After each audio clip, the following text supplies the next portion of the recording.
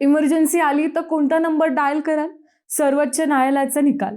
ना 100 ना 101. आता कोणतीही आपत्कालीन मदत हवी असल्यास लक्षात ठेवा फक्त एकच नंबर 112. सर्वोच्च न्यायालयाच्या महत्त्वाच्या निर्देशानंतर देशभरातील आपत्कालीन हेल्पलाईन व्यवस्था एकत्रित करण्याचा मार्ग मोकळा झाला आहे.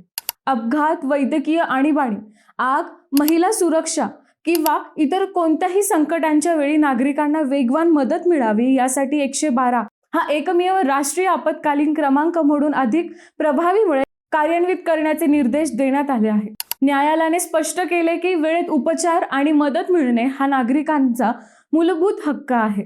याच पार्श्वभूमीवर सर्व राज्ये आणि केंद्रशासित प्रदेशांना विद्यमान हेल्पलाईन क्रमांक 100, 101, 102, 108, 1033 आणि 1091 यांना 112शी जोडण्यास सांगण्यात आलं आहे.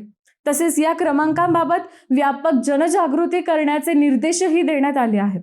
म्हणूनच आता आपत्कालीन परिस्थितीत गोंधळ न करता फक्त 112 हा नंबर लक्षात ठेवा. योग्य वेळी केलेला एक फोन जीव वाचवू शकते.